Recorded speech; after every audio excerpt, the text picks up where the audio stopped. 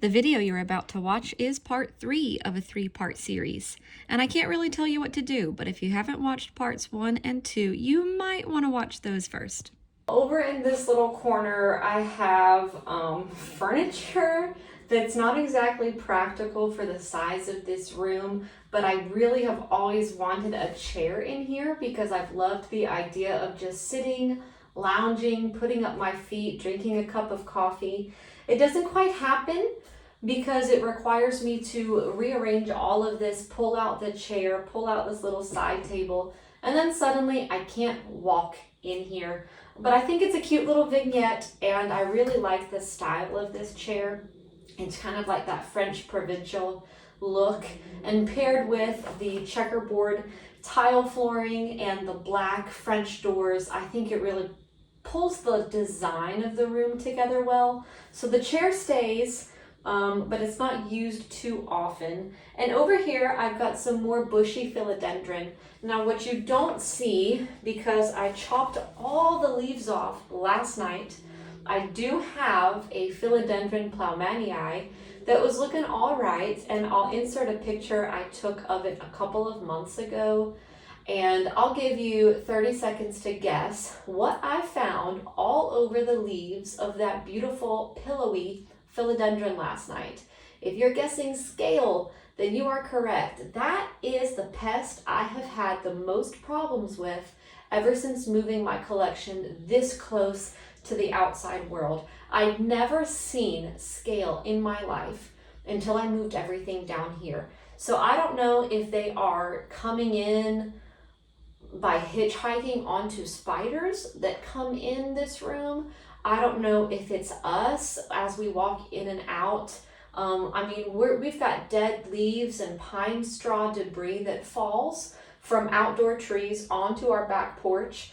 And sometimes as we're walking in and out, we can track in that outdoor debris. Maybe that's where the scale is coming from. I've started to be hyper vigilant of any kind of crossover between the outside and this room. But anyways, did have a ploumanii here. I've looked over these other ones, and thank goodness, even though this one right here, this one at the top, it was even touching one of the ploumanii leaves, but I think this one is scale free. This is a hybrid, and it might be a little far away. This is a hybrid between ploumanii and pastazanum. I love it. I think it's really pretty. It got to be a giant size. I know I had it last year. It was really big. The petioles were very long, and it became very impractical for my space upstairs. But I think the main problem, you guys are not going to believe this, is there was an entire colony of ants living in this plant. It was either this one or the ploumanii pure. It was one of my philodendrons, completely happy, fully in leca, semi-hydro, and I don't know where the ants came from or how they multiplied so quickly. I remember one time last year, I saw 2 ants on my philodendron Florida ghost. They were just like walking up and down the petiole. I thought, how weird is that? We're inside. And I just kind of left it be because we don't keep food out. Like, I didn't think the ants would be happy there. I thought for sure they would just leave. And then over the course of time, I kept seeing ants in different places in my tent. And look away if you're squeamish, because this next photo is kind of unnerving. But when I say a colony of ants was living in the root system of one of these philodendrons, I mean a colony of ants complete with their pupa. That's all those little things that look like rice. That's ant pupa. It could have been the ploumanii. It could have been the ploumanii pastazanum hybrid. I don't remember which, because I did the same thing with both of these plants anyways. I just completely chopped it up node by node and just abandoned the root system, I believe. Kind of threw it away after trying to rinse all the ants out. I just gave up, and I just had, a bunch of stem cuttings, and I just started over. With the ploumanii, I think I only kept the top cutting But with the Plumanii postazonum hybrid, I kept all the cuttings and I just placed them back into this basket together. I really hope a spider doesn't jump out at me. But this is the Plumanii postazonum hybrid. It's 4 total plants in here, and it was a great solution to not only the ant problem, but to the size and legginess problem, because now, I mean, from the side it's not cute, but from the front, I've got this really cute, compact, bushy version of what that big mother plant was. And then down here, the one that's like totally taking over the chair and kind of pushing me off the edge, this is my philodendron El Choco Red, Rubri Juvenile. It's always been doing so good. It's always thrived in my care. I've got a new leaf on the way down there. It has done surprisingly well in this room. It was my largest plant at the time that I moved everything down. And I just knew when I brought it down here, it wasn't even going to get a spot on the shelf. It wasn't even going to get a grow light because it was so big. And it doesn't really care. It's continued to grow. I think the leaf size has gotten smaller. Some of my older leaves from when the plant was under grow lights, those leaves are bigger, and my newer leaves are slightly smaller. But I kind of don't mind, because the other thing about this plant is the red back really only presents itself when this plant is still juvenile. And I think I had started to lose, like in this, I had started to lose the red back on the leaves that were gaining size and maturing. But once bringing it out here and it's gotten less light, it's kind of reversed in age a little bit, and I'm getting those red backs again. So I'm perfectly happy with it. And then down here is the plant that started the ant infestation but never really kept the ants itself. This is my Florida Ghost. Again, it's not under a grow light these days, and so it's been a while since it's given me a really nice ghosty leaf. Sometimes I want to get rid of this plant because it's very leggy, the petioles are long, and it spreads out and it takes up so much space. But my 3-year-old calls it the airplane plant because he thinks that the leaf shape looks like airplanes, and he just loves it so much, and he gets so excited when he comes in here and sees this plant. So now I can never get rid of it for the rest of my life. So this is Philodendron Florida Ghost. Over on that side table, I have been keeping, probably for far too long, this is Bessier AFF X Dress Leary. I like to nickname it the best dressed. Does that make sense to you? Best dress. This plant had thrips, and no matter how long I treated it, it just kept having thrips. And so I've kept it isolated for an extremely long time out of nervousness that it would pass the pest on. Honestly, I think we're probably in the clear, and it would really appreciate some time back under the grow lights. But it is giving me a new leaf now, so that's exciting. This plant was absolutely gorgeous when it has an emergent leaf. I should put in a photo of the emergent leaf. It's very, very pretty. I do like the plant, and I'm just ready for it to be doing better. And then just recently, I decided to put this plant up in a hanging basket because this is my double-headed RG Dresslery X, and it's growing really well, big and bushy. It's got 2 heads to it, and it was too crowded on the grow shelf. It wasn't really getting, I think, what it needed. And so I decided to just put it in a hanging basket and just see how it did.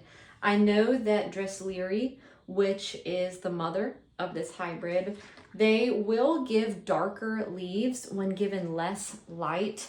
And these leaves just seemed to be, I don't know if the word is bleached, but that's kind of how it was feeling for me. They started out so dark, and then they slowly over time would become a little bit lighter in color. So I'm thinking that over here in a hanging basket, it might be really good for this plant. This is one that I'm just really excited to have.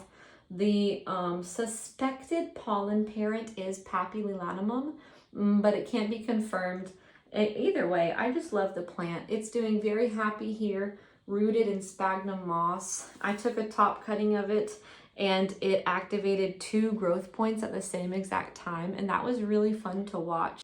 So we've got like twin growth points now, and I've got a new leaf coming out of one of those growth points.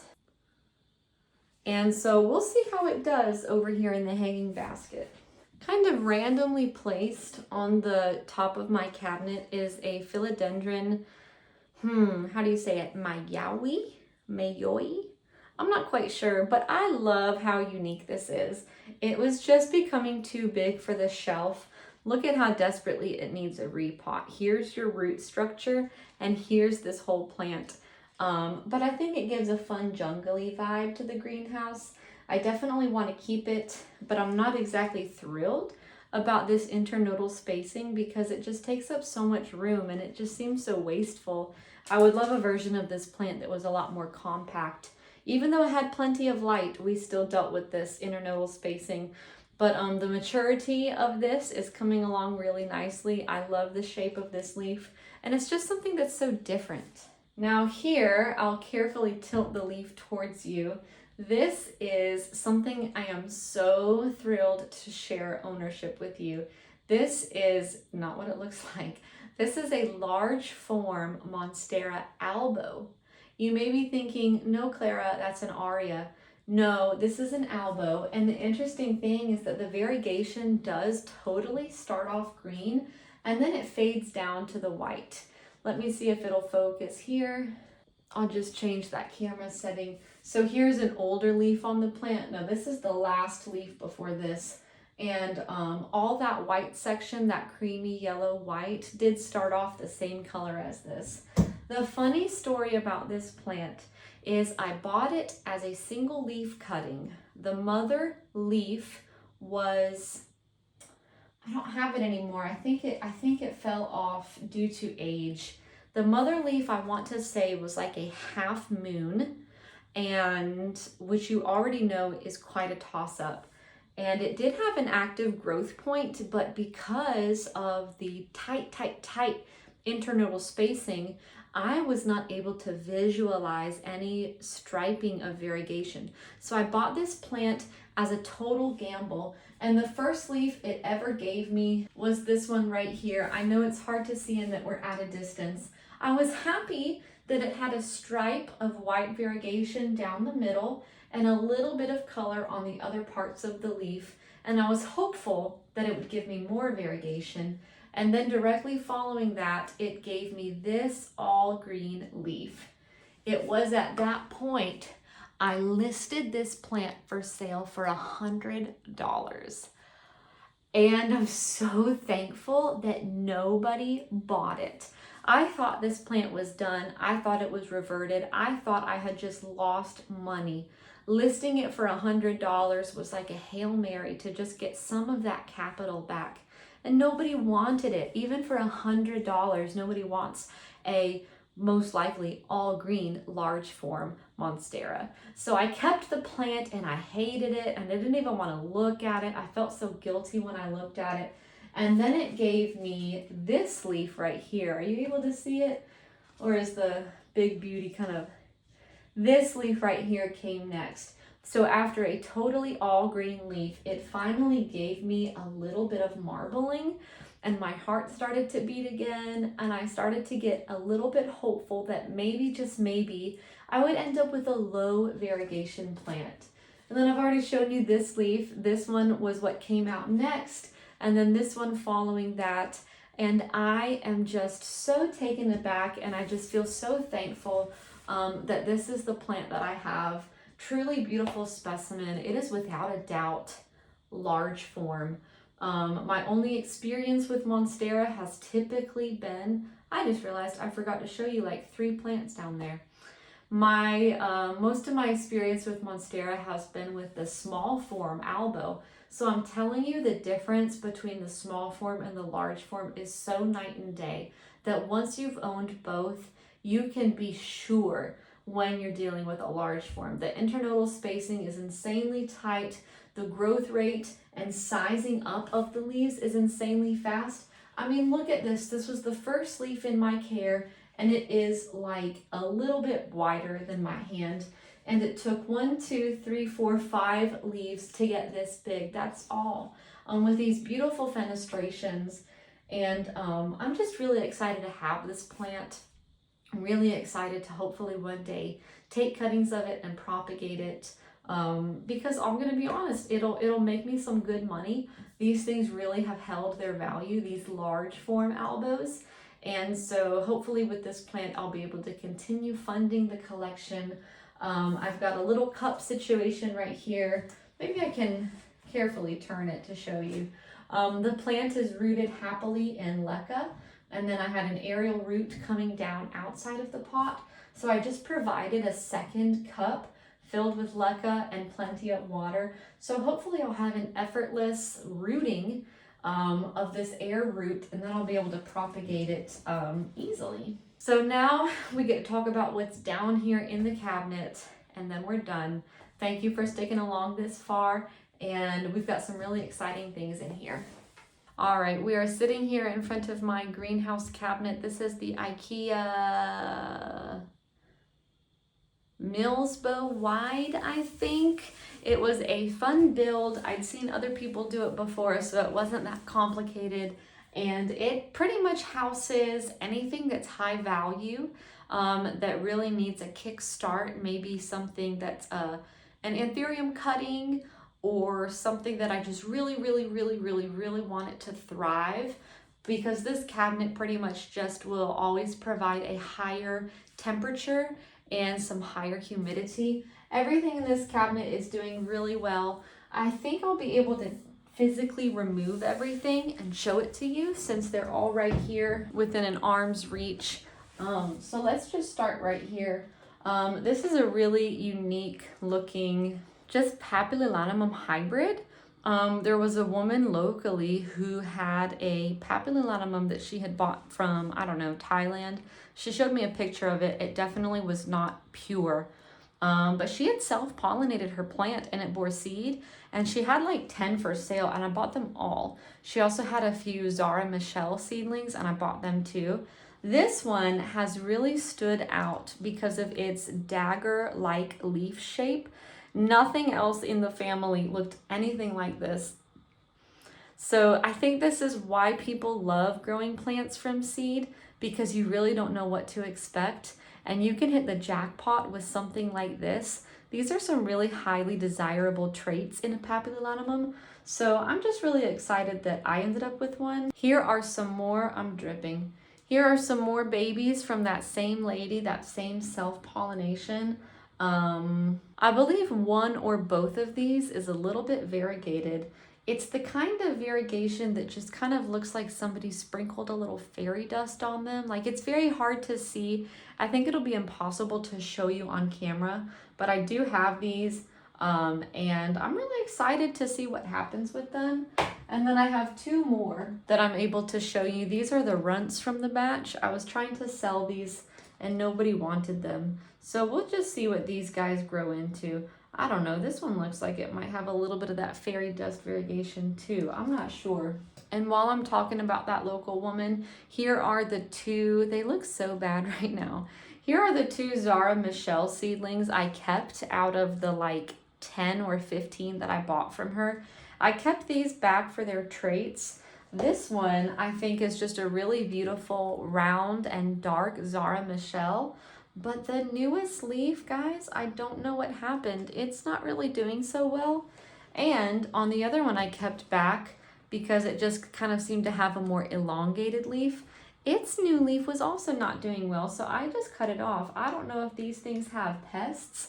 I really would hope not, because they're in my cabinet and I watch my cabinet like a hawk.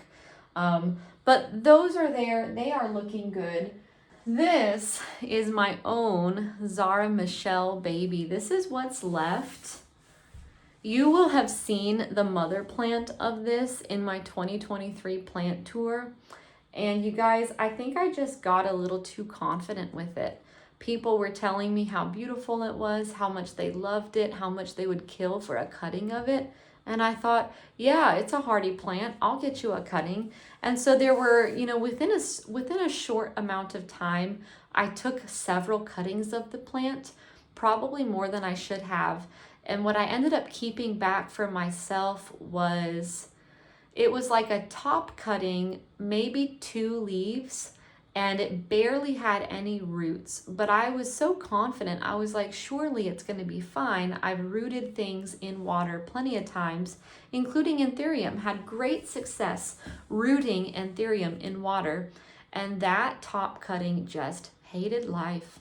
It just hated life, and it took like 8 months to decline into nothingness. Like, the leaves eventually fell off. The small roots that it did have, sorry, I'm kind of uncomfortable.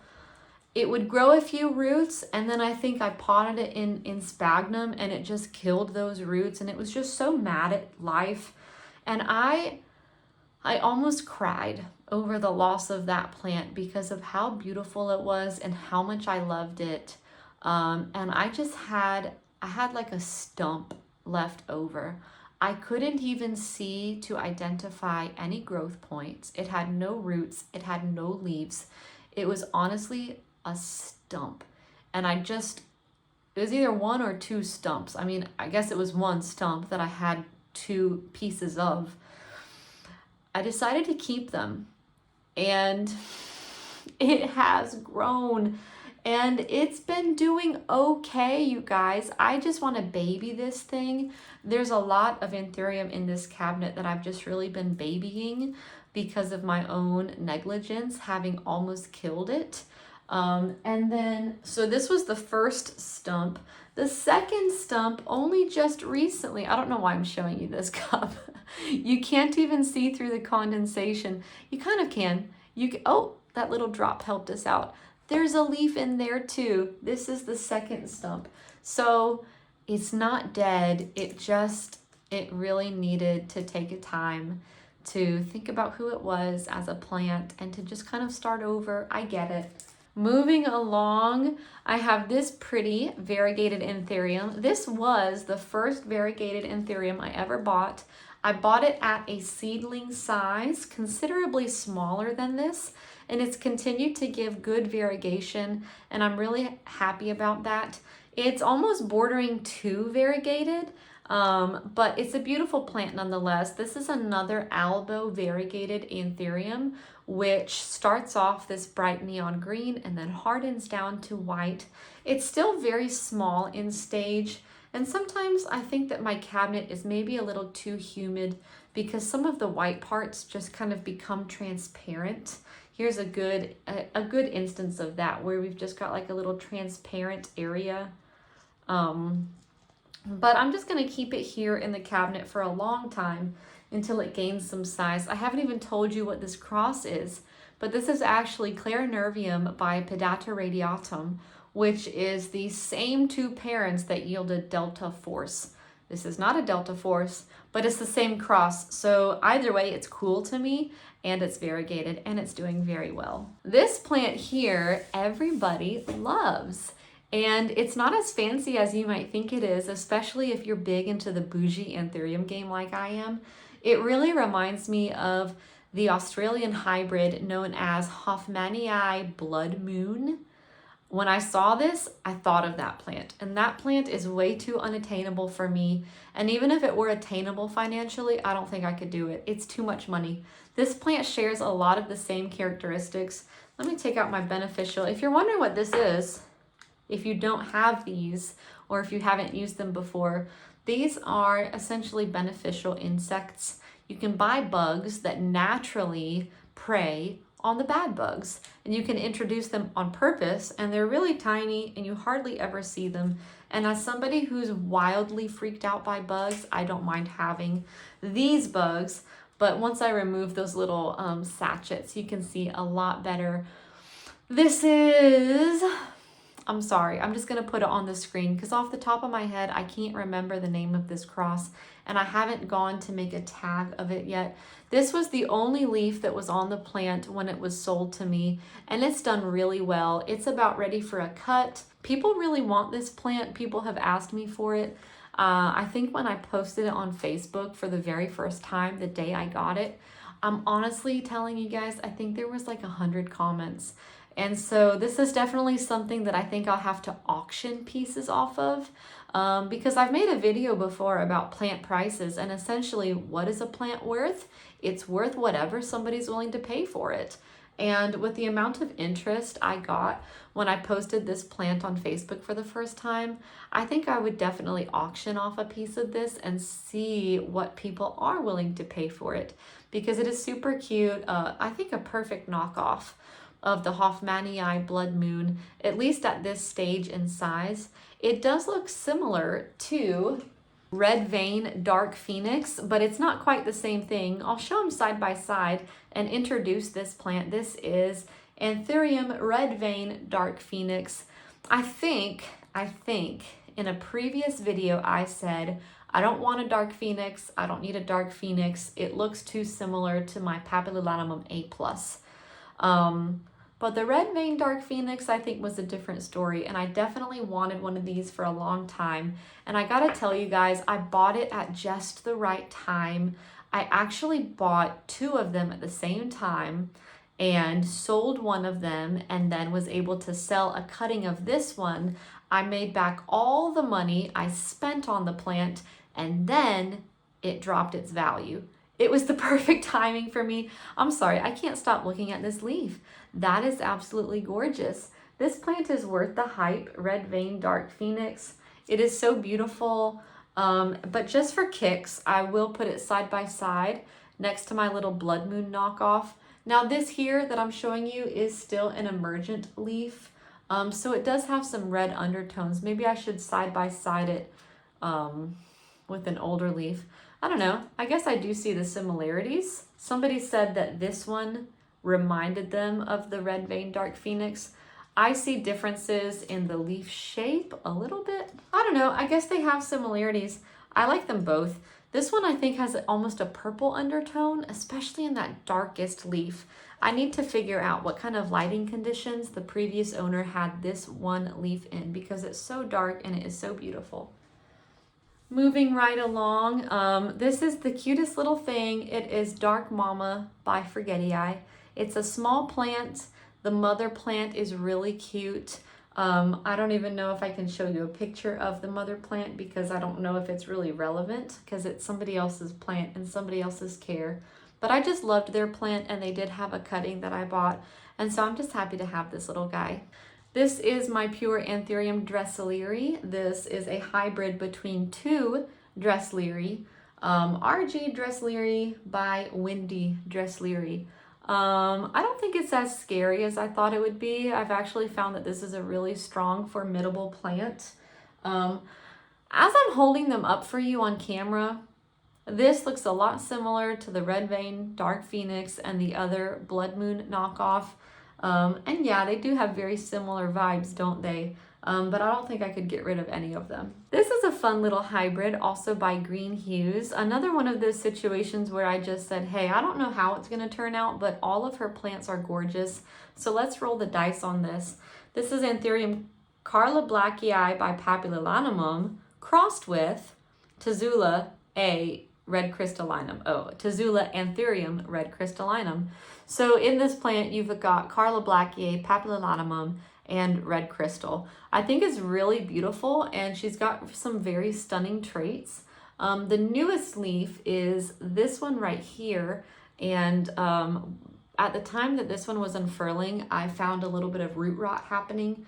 So this one I don't think really fully developed into what it had potential to be, but I still think that this is a beautiful plant, and I can't wait to see what it turns into. And then this little spaceship is Anthurium Delta Force. I never thought I would be able to own one of these. I'm sorry that it's hard to see. Do you want me to take it all out for you? I'll take it out while I talk about tissue culture. I love tissue culture. I understand that for people who have invested in high dollar plants, it's unfortunate to watch those plants lose their value when they are introduced to the tissue culture market. But for those of us who can't or won't spend a certain amount of money on plants, it's very nice to have the option of tissue culture. Some people have said that even a tissue culture Delta Force is not a real Delta Force. Say what you will, but it's good enough for me. And if you watch plant YouTube, you might have heard of Kaylee Ellen, and this is one of her tissue cultures. So to me, I think that's very reputable. When I bought this, it was a single node cutting and it had one original leaf. The growth point activated and gave me a new leaf, and then promptly the old leaf died, the root system died, and the new leaf shriveled up. It was so fast. I don't know what happened. I removed the new growth leaf, but I left the petiole because I could see that this one was on its way out. And I've been very timidly just keeping my eye on this and keeping her in her little spaceship. But just as of this week, we've got another leaf on the way. So hopefully she's finally happy. I'm gonna go ahead and put her back in her spaceship. Let me just feel this moss. Actually, I think I could probably water this before she goes in there, but I don't wanna get up right now. So I'm gonna set her to the side. This here is my Anthurium Bessier True Form. I don't know if I had this plant at the filming of my last tour, but I do know that it used to be a lot more glamorous than this. It had more leaves, it had more growth, and then it just stalled. It stopped everything. And for months and months, it didn't grow anywhere. So I kind of just cut everything off, including the top, and just decided to let this plant kind of start over. Jury is still out on whether or not that was the right move. This is supposed to be a clumping form, but I still only see one active growth point. But you know, the root system is still intact and still very healthy, so I'm sure it's just a matter of time before she's big and bushy again. I would say that this is a lot harder than the Bessier AFF. This is the true form. I'm still working out the kinks on this plant, but I'm happy to have it. It's truly a stunning plant, and we just have to wait a little bit until this gets to being stunning. And then I have this little cutie. This is Anthurium pterodactyl variegated. I bought this plant mostly as an opportunity to make a profit because I was importing the variegated clarinervium. And the seller also had the variegated pterodactyl to offer. It looked like it was in really good shape. And since I was going ahead and doing an import anyways, I decided to import this one in as well, just as a money-making opportunity. I'm not crazy about variegated pterodactyl, but I knew that they were pretty hot on the market for a while. So after importing it, I was able to take a head cutting of it, fully root that head cutting and sell it to make back the money I spent on the original plant. And I just kept the bottom cutting for myself. I'm in no hurry because, like I said, I was never like wild about this one, but I'm still happy to have it. I think it's super cute, and it's essentially a free plant. That's how I like to do things. Well, that happened. My battery died because I had been filming for so long and I promptly went to bed. But we're here and we're ready to finish. We've only got a few more plants left here in the cabinet. And then there's two plants I'm looking at right here on the bottom shelf that I completely forgot to show you earlier. So next I have this beautiful hybrid. This is King of Spades by Red Crystallinum. Now, I have wanted one of this cross for such a long time, but the market is very saturated with plants that just didn't have the traits I was looking for. I think there's a lot of HURC out there that are just a little bit underwhelming. I really wanted something that displayed similar characteristics to the beautiful mother plant at Cartel Dawn. And so I waited for a very long time. I did purchase this from Cartel Dawn as a seedling, but I took my time and I did not buy the first thing that became available. I waited until I found something that had the exact traits I was looking for. And I'm really glad I did because I think that this is perfect. And I can't wait to see how it matures. It's got a beautiful emergent color. And in this lighting here, it's not really showcasing the color the greatest, so I'm going to insert a clip that I took of this like 2 days ago in some natural lighting. It's doing really well for me. The three leaves on this plant that do have a crisping edge are the leaves that were on this plant when it was imported from Indonesia. And then this is the second leaf to grow in my care. The first one here is just absolutely pristine. And then here's the second one, just beautiful emergent color. And I'm so happy with this plant. This is the most random little cutie, but this is Philodendron Jose Buono. I had this plant and it was large and it became annoying because of just the size of the plant and the low color it was giving me, because it was just almost impossible to keep the whole thing under enough light. So I cut up the whole plant and I got rid of most of it, and I kept a chunk. I'm gonna try to show you.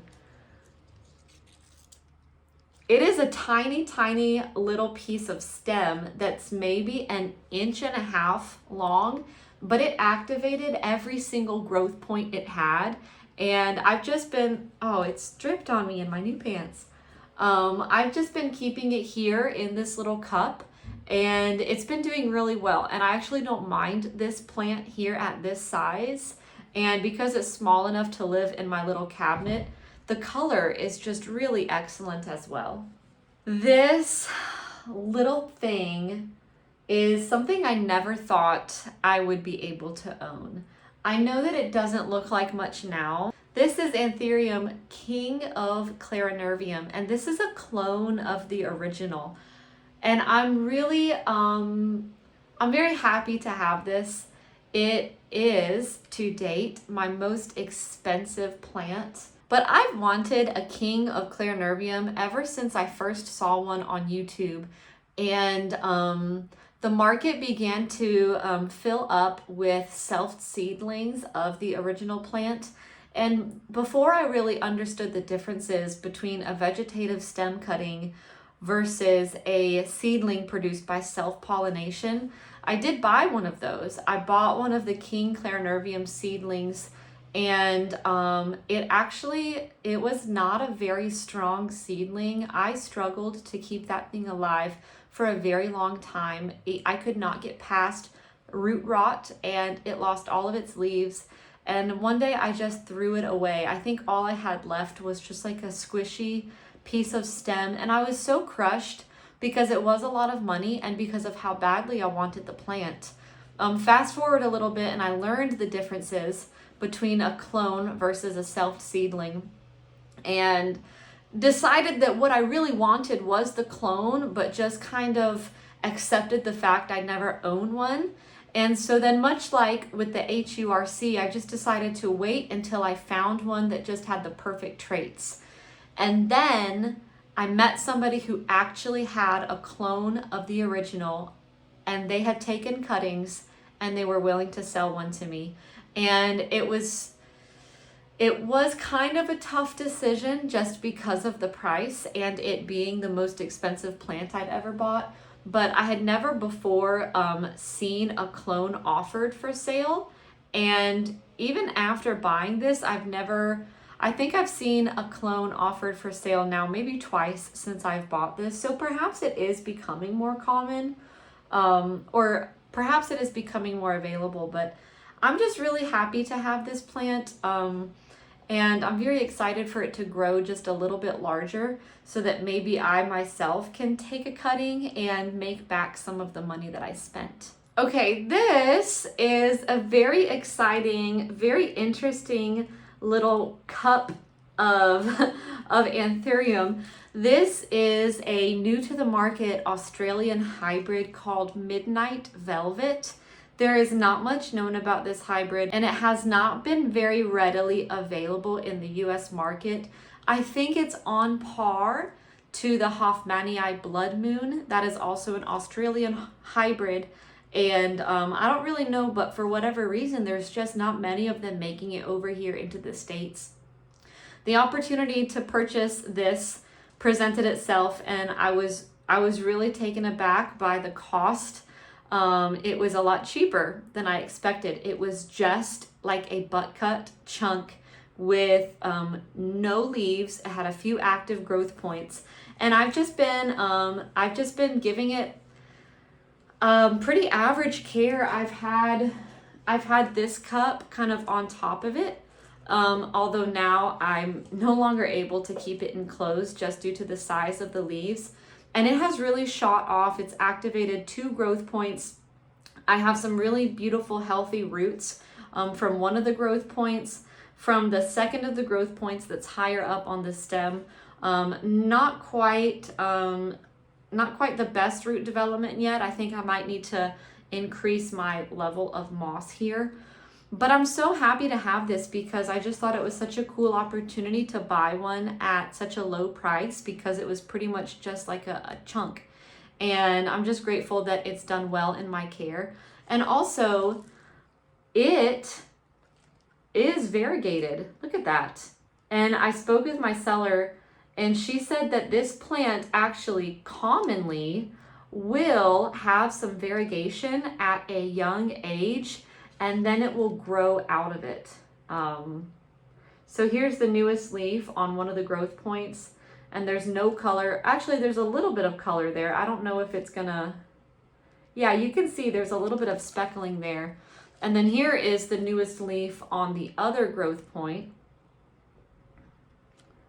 And you can see that there's no speckling at all. So I thought that was such an interesting little fun fact about this plant. And I don't know if I've said it yet, but here I will put up a few pictures I have found online of a more mature size specimen. But it's the coolest little thing, and it's fun to have a bushy little plantlet because I've got multiple growth points active and growing. Okay, you guys, I know that this does not look like much, but this is my hybrid. This is the first hybrid I have ever made. This is the Magnificum Exwaraquianum by Papillilatimum A+. I had a very low yield. Was that in focus?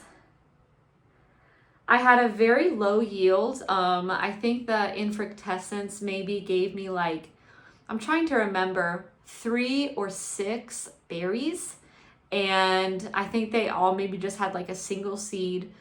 Some of them never germinated. I did end up with 3 small sprouted seedlings. One of them took off. That was this. The other 2 were runts. They stayed small. They just completely stopped growing. And I made the hard decision to just throw them away because they clearly did not have the best genes. And so this is the one. I'm not joking. This is the only one that made it from that cross. And wouldn't you know, look at that. There's just a little tiny speck of variegation right here. I have no idea why it did that. I don't expect it to continue, but it's fun anyways. I'm so indescribably proud of this plant because it was my own creation. I created a hybrid that I don't think anybody else has ever made before, and that is so rewarding. This little guy, most of the things in my cabinet are very small. This is NSC Anthurium Dressleri, and this one is also variegated for some reason. I don't know what kind of magical conditions I have had in my grow room, but I have had things variegate on their own. And you might be thinking that there's just a virus maybe running rampant in here. And I just really doubt that. Everything is in good health. And I'm just feeling very, very fortunate that this thing, I mean, I don't expect it to continue. Now that would be the real shock, is if it actually continues and proves to be established variegation. Sometimes it just happens. One leaf, random, and then it's over. But I've enjoyed it while it's lasted. Here's another look at it. The little baby plant itself has been a slow grower and has been kind of tough for me. And I've just tried my best to be like completely patient with it and just let it have its time, take its time, no pressure or anything. But I'm really hoping for another leaf sometime soon. I think it's having a little bit of trouble emerging, even though I'm giving it like the highest humidity that I am physically capable of giving it. But it is Anthurium Dressleri, so I'm just happy that it's not dead, and I'm gonna give it all the time it needs because this is a really beautiful plant once it's mature. This little one is yet another of the Black Widow by Michelle hybrid. I've already shown you one, and I actually bought that one second. I had been searching for the right Black Widow by Michelle, and I did find this. and it was larger. It was a one leaf established cutting, and I did really like the mother plant. After I received the plant, we just had an unfortunate series of what's going on, what is wrong with it. I think that possibly I transferred it into my own substrate too soon after it shipped. And it just continued to just decline and decline and decline. And this is one of those things that just made me sick to my stomach. You know, the feeling when you have spent money on something and it was highly anticipated, and as soon as it enters your care, it just does so poorly. And it was just a sickening feeling and just such a hard experience for me. Finally, after that original leaf died, and it was new growth that it had, but that new growth died off. And it was just a single node cutting, so I don't know how, but beneath where that one leaf was grew another growth point. And that growth point still struggled. I got one leaf, and then the next leaf was unable to emerge from the petiole. And I can't really tell you with certainty how many times that story repeated itself, but it was a handful. And it was just never successful. Like, it just kept trying to grow and failing. So I don't know how, but recently it activated 2 growth points just off of the tiniest little chunk. And that's what I have here. And I'm nearly scared to look at it or touch it. It stays in my cabinet under a dome. I've been so stressed out about this plant that's why I did buy a second hybrid. It's the larger one that you've seen earlier. And in hindsight, now that I do have both, I think I like the other one better. I like the traits better. It seemed to be just like a better grower for me, but I am not giving up on this. I spent money on this. I do like the mother plant that this was cut from, and I want to achieve that. She is just making me really work hard.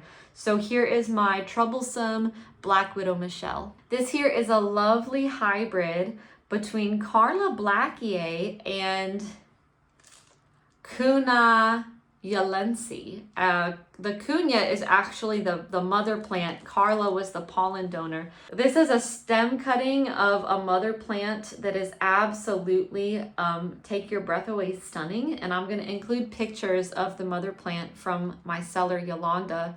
I'm really happy to have this plant, and I'm really glad that it's doing well. I think it is starting to show some of the characteristics. So it's a really good sign, and I'm excited for this one to get bigger and outgrow the cabinet. Back there, you're not going to be able to see it, and honestly, I just don't know if it's worth me pulling out, but I do have a propagation from my philodendron billeti variegated, and it was a node very, very, very far down that activated, and so the new plant is like so small that I still haven't even removed it from the base of the plant. I'm just waiting for that thing to grow a little bit more, get a bit stronger, and then I'm planning to sell it. Okay, I didn't plan for this to be my last plant because although I'm excited about it, it's not really a looker, but this is variegated philodendron gloriosum.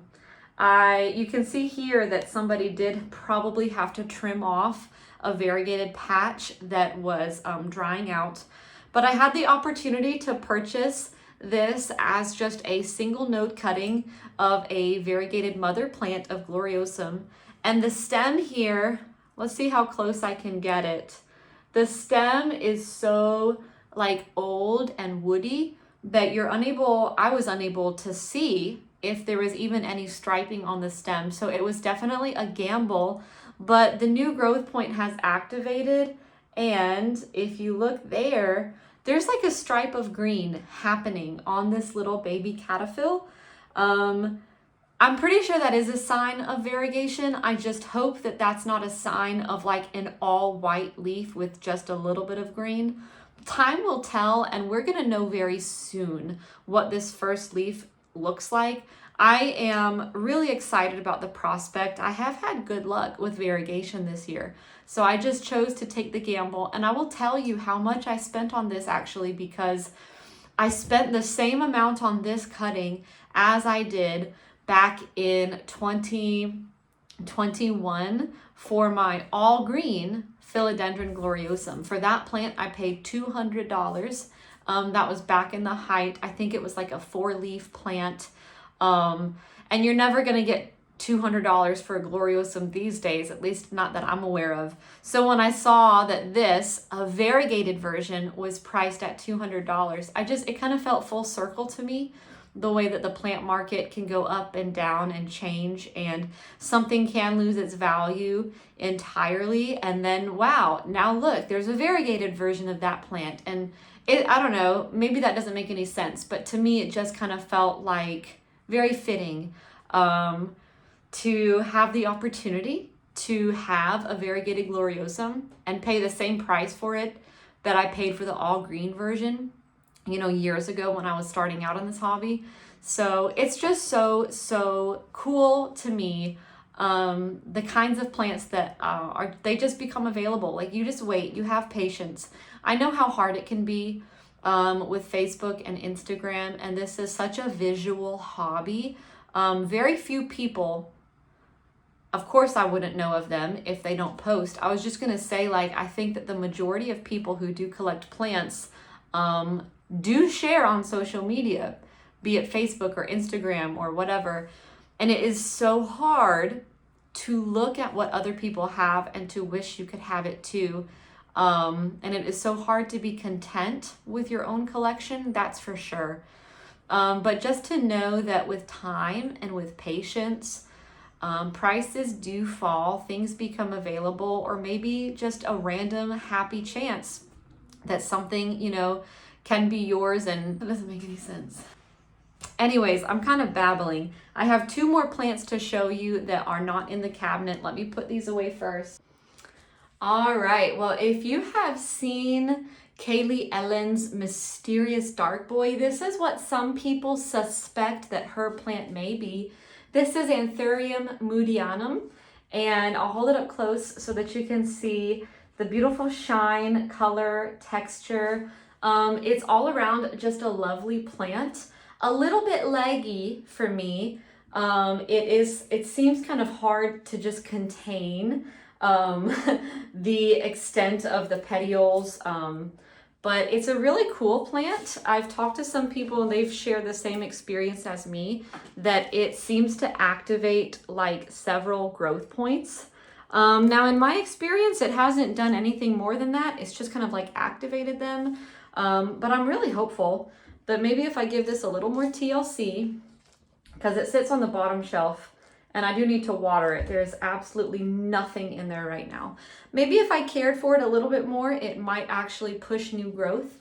And then I think that would be really cool to just have a nice big bushy version of this. But I just love this as something that's just different from the other Anthurium in my collection. Most of mine are like a velvet leaf, and this is not. This is like a glossy and shiny. And I wasn't even planning to show you this one, but I'll grab it. I do also have a similar plant, Anthurium Queen of Hearts. I'll put up a few pictures and videos I took of these 2 beside each other that happened before my Queen of Hearts got scale. This was the first thing I ever saw scale on, and I responded by cutting off all the leaves, putting it in a spaceship, putting another cup on top, and I just left it for a month, and I've got new growth now, and it looks to be completely healthy. So I guess that method works. But I do have Queen of Hearts as well. There's some similarities between moodianum and Queen of Hearts. I don't know which one is my favorite. And then finally, a plant that I love but few people seem to care about is Monstera compacta. It is, I don't even know where it came from. I don't know if it's a natural species or if it's a product of tissue culture, but it's essentially a small monstera deliciosa. Like it stays this big, approximately hand size. And even at that small size, you'll get all these beautiful fenestrations. It stays nice and compact. I don't know, I just think of it like as a desktop monstera. Who has room for like the tree, you know, the true monstera deliciosa? I know I have a couple large form in here, and I'm a pretty good ways away from having to manage a size like that, so I haven't had to deal with it yet. But it's so cool to have just us all green. It's not even variegated or anything, but it's just tiny. It's just a small monstera, and it is so cute, so fun, and I hope you guys like it, because I've even tried to sell cuttings and nobody cares.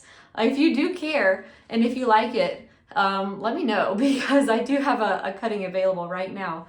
But you guys, that's it. I'm shocked, but that's it. We have finally finished this plant tour. It's taken me like 2 days to film it since my battery died the other night.